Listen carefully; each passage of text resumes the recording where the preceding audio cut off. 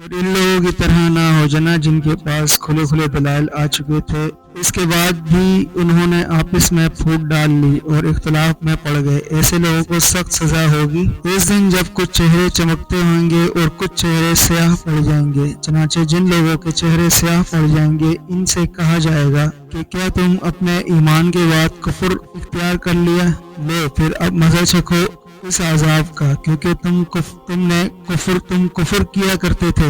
دوسری طرف جن لوگوں کے چہرے چمکتے ہوں گے وہ اللہ کی رحمت میں جگہ پائیں گے، وہ اس میں ہمیشہ ہمیشہ رہیں گے۔ یہ اللہ کی آیتیں ہیں جو ہم تمہیں ٹھیک ٹھیک پڑھ کر سنا رہے ہیں، اور اللہ دنیا جہاں کے لوگوں پر کسی طرح کا ظلم نہیں چاہتا۔ آسمان اور زمین میں جو کچھ بھی ہے اللہ ہی کا ہے، اور اسی کی طرف تمام معاملات لوٹائے جائیں گے۔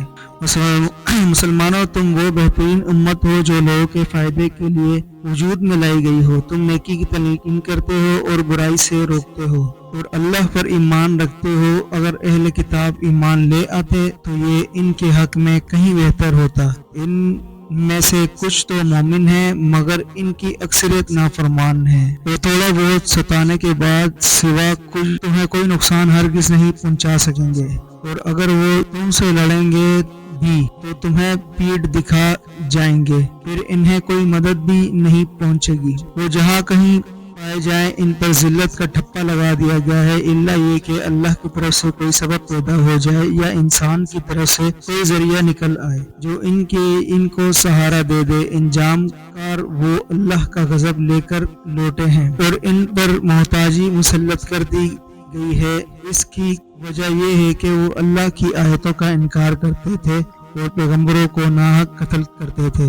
نیز ان کی وجہ یہ ہے کہ وہ نافرمانی کرتے تھے اور ساری حدیں پھلانگ جایا کرتے تھے۔ لیکن سارے اہل کتاب ایسے ایک جیسے نہیں ہیں۔ اہل کتاب ہی میں وہ لوگ بھی ہیں جو راہ راست پر قائم ہیں، جو رات کے اوقات میں اللہ کی آیتوں کی تلاوت کرتے ہیں اور جو اللہ کے آگے سجدہ ریز ہوتے ہیں۔